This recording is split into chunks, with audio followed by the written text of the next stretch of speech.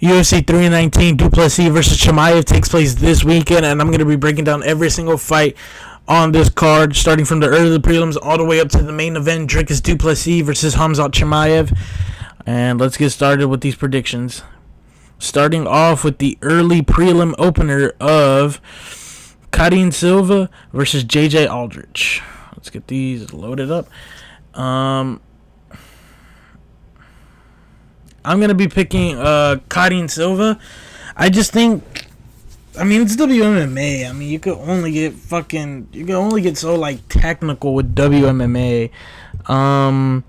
But I'm picking Khamzat Chimaev. I think she also has faced better comp. I just think she's the better mixed martial artist. Not much to say about that. Up the card, we got Brian Battle versus Nursultan Ruziboyev. This is at middleweight, which is kind of odd to me because I feel like Brian Battle is a way better welterweight. It's weird that this is at middleweight. But I think I'm still going to be picking Brian Battle. He has very good boxing. He has pretty good, heavy hands. And even though he is coming off a robbery win, in my opinion, against Randy Brown that he shouldn't have won, I think he can eat Ruziboyev's best shots and dish out even better shots. 36-9, what the hell? But I think Brian Battle is gonna win this fight. But it is kind of weird to me that this is at middleweight. I would have thought this would have been at welterweight because Brian Battle is naturally a welterweight. I guess he just doesn't want to cut as much weight. But that's weird. But I'm gonna be picking Brian Battle in this bout. Weird, that's a middleweight bout. Up the card, we got Edson Barboza versus Drakkar Klose. I'm picking Edson Barboza. I think this is one of those matchups where Unk can actually fucking win. Drakkar Klose, both coming off losses, but Edson Barboza is facing the better comp. He's fighting guys like Lerone Murphy. You see where Lerone Murphy. He's fighting Aaron Pico, which is also on this card. We'll get that into later. I got words about that. But I think Edson Barboza can win this fight, honestly. I think this is a very winnable fight, even though Edson does gas out kind of early now, and he is way older, but I think he has this. I think this is a winnable fight for Edson Barboza. I think he'll be able to land very effective leg kicks. That's his whole shtick, really, is that his very good leg kicks. I think this is a winnable fight for Unk. And if he doesn't win this fight, retire, man. Just call it quits. If Edson Barboza loses, retire, please. But yeah, I'm picking Edson Barboza. Entering the prelim opener of Chase Hooper versus Alexander Hernandez. I'm picking Chase Hooper. Alexander Hernandez just really isn't that good, in my opinion. Really, ever since that Cerrone fight that everybody likes to point out. Brother got owned by Cerrone, but I think Chase Hooper's going to be able to dominate him with his grappling. Chase Hooper has some insane grappling, man. I think he'll be able to lock up a very good submission. I think I'm predicting a round 2 sub for Chase Hooper here. I think Chase Hooper also being the younger fighter plays into his advantage too. I just don't think Alexander Hernandez is all that good. Very washed. But, I'm picking Chase Hooper by a round 2 with submission. Chase Hooper by round 2, I'll say an armbar. I'll say Chase Hooper by round 2 armbar. I could see that happening. Alright, moving up, we have Jessica Andrade versus Lupi Godinez. Yeah, woo! Let's go, WMA! Yeah, woo! Yeah, fucking banger fight right here, man. Fuck yeah! Now, I'm picking Lupi Godinez, though. If you're still picking Jessica Andrade in the Big 25, what the fuck are you doing, man? Actually, what the fuck are you doing? Lupi Godinez, this is going to be a very boring fight, by the way. I just think Lupi Godinez out-grapples Jessica Andrade every round. This is just going to be one of those, boring smudge fest fights. Jessica Andrade is super washed. I don't know how people can still be picking her to win fights in the Big 25. I'm picking Lupi Godinez by 30-27 boring decision. That fight's gonna stink. Up the card. This is actually kind of some good matchmaking. I like this fight right here. Gerald Mearshart, GM3 versus Mikhail Alexeychik. I'm picking Mikhail. Now, Mikhail has some dog shit grappling. Mikhail's like him on the ground is pretty bad. I mean, brother got submitted by Kevin Holland, but and GM3 is a very good jiu-jitsu specialist. But I think Mikhail's gonna do a great job of keeping this like on the feet. And he's a dense guy. Mikhail is very like big for 185. I think he'll do a great job of keeping it on the feet and just popping Gerald Mearshart. I think Mikhail is going to win this probably by like a 29-28. I could see moments where GM3 gets him on the ground, gets some very good control time on him, maybe throws up some submission attempts. But, I mean, GM3 is like very, like, he's just one of those fighters where you can't really pick him to win, man. But, yeah, I'm picking Mikhail Alexeychik in this bout. Up the card, headlining the prelims, we got Bobby Green versus Diego Ferreira. I'm picking Diego Ferreira by like round 1 knockout, bro. Like, you can't be picking Bobby Green to win fights, bro. He is so dang chinny. And he's coming off of probably like knockout of the year to Mauricio Rufy, man. Hell no, you can't be picking Bobby Green to be winning fights anymore. What was the fight he took before that? Was that the Pimblett fight, I think? Yeah, jeez, man. Bobby Green, man, I can't be picking him to win fights. I'm picking Diego Ferreira by like a round 1 knockout, bro. Bobby Green is super chinny. He's old. You can't be picking Bobby Green to win these fights. If Bobby Green wins this fight, that'll be some crazy, like, he would have had to get in the flukiest of flukes like he did against Grant Dawson.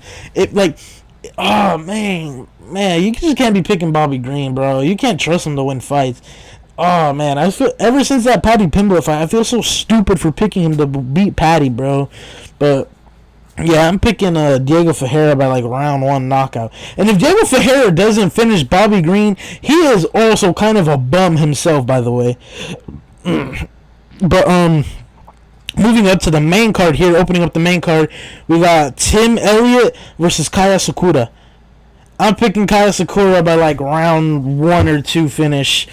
That flying knee that Kaya Sakura landed against Pantoja, that knocks out pretty much almost anybody else in the flyweight division, man. Like, that was a very flush knee that landed, and he's a big 125er, Kaya Sakura. He was a bantamweight champion in Ryzen, so he has a pretty big weight cut. Kaya Sakura is a very big 125er, and I think if he's landing these big shots on Tim Elliott, he's putting him away. Like, I don't see Tim Elliott going in there and being able to take those like flying knees, those big like overhands. Yeah, I'm picking Kaya Sakura by like round 1 or 2 knockout. I don't think Tim Elliott just has anything on the feet for Kaya Sakura. I just think Kai is gonna be able to keep it on the feet and probably win by like a flying knee. If he wins by flying knee, that'll be a very nice finish. I hope it's by a flying knee. I'm predicting that. Well, hopefully I get that right. Jared Cannonier versus Michael Venom Page. This is a very, like, I like this kind of matchmaking. Like, I could see Jared Cannonier, because he's going to be bigger come like inside the cage than MVP. He is going to be bigger and denser. But I'm picking MVP. I think MVP is going to be able to dart in and out, to just be MVP and just have that very annoying style of blitzing in and out, making it hard for his opponent to hit him. I think Jared Cannonier is going to struggle and just get frustrated trying to hit MVP, just how he always does. And MVP is just going to be in there showboating, doing his little emotes. I think this is one of those fights where, where if Jared Cannonier really doesn't like offensively try and wrestle MVP, he's just not going to win. even though he is going to be bigger than him. You know, I mean, size does play a factor, but size can only get you so far too. But yeah, I think I'm going to be picking MVP by like 30-27, man. I think he's just going to be darting in and out, using that like blitzing, being just very annoying, those overhands. Yeah, I'm picking MVP, man. But a Jared Cannonier win would be very nice, but MVP at middleweight is probably going to be very good, man. Moving up the card here, we got, this is a banger right here. Jeff Neal versus Carlos Prates. This will probably be like fight of the night. I can see this being a scrap, man. I'm picking Carlos Prates by knockout. I had picked Carlos Prates earlier in the year to beat Ian Gary, and he didn't. But Ian Gary actually looked way better in the fight with Carlos Prates than he has in some of his other bouts, like he did against Shavkat, and that caught me off guard. But you saw though in the fifth round, he hurt Ian Gary. Carlos Prates has that like death touch where even if he finds the shot and uses his Muay Thai to find the range and land that big left hand, he's putting your lights out. And him against Jeff Neal is a very good stylistic matchup. Jeff Neal, very good pocket boxing. You saw what he was doing you saw the type of shots he was landing against Shavkat. He put RDA away. He was coming off of another really good performance, I think, before RDA, if I'm not mistaken. I can't remember it, though. But, yeah, Jeff Neal, very good pocket boxing, man. He hands of steel for a reason. He hits very hard. But the way I see this fight going, I see Carlos Prates being able to, like, when they're in the clinch, I see him being able to land those knees from his Muay Thai background. He has that death touch with the left hand. I think he's going to be able to land that very effectively on Jeff Neal, and I'm happy that they're rebooking this fight, man. This is just one of those fights that this is gonna be a very good fight. If you want to show your friends like a good MMA scrap, show them this fight. This will be a very good fight. I think Carlos Prates by round 2. Yeah, I can see Carlos Prates by a round 2 finish. Yeah, this is gonna be a very good scrap though. But yeah. Co-main event. We got Lerone Murphy. Lerone, the Miracle Murphy, yeah, woo! Versus Aaron Pico. I'm picking Lerone Murphy. If you're picking Aaron Pico to beat Lerone Murphy, you're insane. Aaron Pico has fought nothing but bums in Bellator. You can't name any good Aaron Pico wins. Aaron Pico wasn't even a champ in Bellator. At most, I think he was ranked like number 2. He wasn't even champ material. Aaron Pico was beating bums. And you compare him to Lerone Murphy. Lerone Murphy would have been a champ in Bellator. Lerone Murphy would have been a champ in Bellator. He has wins over Josh Emmett, Dan Ige, Edson Barboza. I mean, albeit some kind of if he wins, but still, he's winning these fights. He's ranked number 6 for a reason, undefeated for a reason. I mean, even though he is just featherweight Leon Edwards, he's a point fighter, true and true. But I think this is how that fight is going to play out. Lerone Murphy is going to point fight his way to a decision. If you're picking Aaron Pico to beat Lerone Murphy, you're delusional.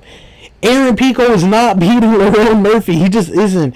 These Bellator guys, they their debuts are always so easy to predict because they come in there and they just lose to the UFC guys. The UFC has the better guys. Lerone Murphy would have been a champ in Bellator. Aaron Pico has faced no good comp. This fight makes me mad because Lerone Murphy is like a slight underdog too. Put the house on Lerone Murphy to win, bro. Lerone Murphy by decision. I would say like 49, 46. I think Lerone Murphy point fights his way to a win here. You know, if Aaron Pico gets finished by Lerone Murphy, that'll be comical. Because if you're getting finished by Lerone Murphy, you're actually just a can.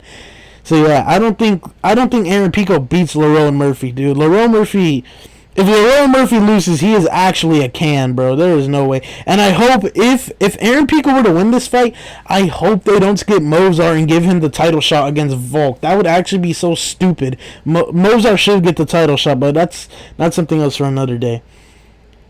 And in the main event, Dricus Du Plessis versus Khamzat Chimaev. This is the fight that, this is one of my most hyped fights of the year. And I've been going back and forth on who I want to pick. And I think I've come to the decision. I'm picking Khamzat Chimaev. Dude, I was so torn on this because on one end, I could see DDP weathering the storm, going out there and just taking it to Khamzat. But at the same time, I could just see Khamzat going out there and being Khamzat, man. I'm picking Khamzat, bro. We've never seen somebody with the athleticism plus the grappling like Khamzat. Khamzat he's actually kind of a generational talent with how he with how athletic and how good his grappling is. Nobody does what he did to Kamaru Usman. He 10-8'd Kamaru Usman in the first round. And people like to bring up Khamzat has a cardio issue. He really doesn't. If you really look at it, him and DDP kind of have the same type of gas tank. It looks like they're tired, but they're not. Khamzat, people are over exaggerating how bad, quote unquote, his cardio is. I think Khamzat could go out there and go all 5 rounds. Truly, I do think so. But the way I see it going, to be honest, man, I think it's going to be kind of anticlimactic too. The way we've been all hyped for this fight, I think it's going to end in a round 1 submission for Khamzat. I really do. And I want DDP to win. It'd be better for the sport. I like DDP more. But I just think Khamzat goes out there and he does what he does. He shoots instantly. He gets Dricus Du Plessis to the ground. He's going to control him and he's going to find a submission. Khamzat is going to do what Khamzat does, man. And I really wish that DDP would win, but man, especially after the performance Khamzat had against Robert Whittaker, genuinely, you could point to Dricus finishing Whittaker, Adesanya finishing Whittaker back in the day. It's Whittaker's chinny, this and that. Nobody submits Whittaker how Khamzat Chimaev submitted Whittaker. Khamzat Chimaev by round 1 submission, man. I really want Dricus Du Plessis to win, and I've been torn on it, but I'm picking Khamzat Chimaev by round 1 submission, man. And I feel like it is going to be one of those anticlimactic things where we all were oh, this is going to be this and that, this fight, oh, I'm torn, I don't know who to pick. And I think the obvious answer will be the right answer in Khamzat Chimaev. And yeah, it's crazy that he's in 2025, he's just now getting his first title shot. That's crazy. But still, I think Khamzat Chimaev goes out there and he does what he does. He goes out there, he instantly shoots a takedown. He gets Dricus Du Plessis to the ground and he controls him and he submits him. I think that's what happens. But yeah, those are my predictions for UFC 319 this Saturday, August 16th. And yeah, thanks for watching.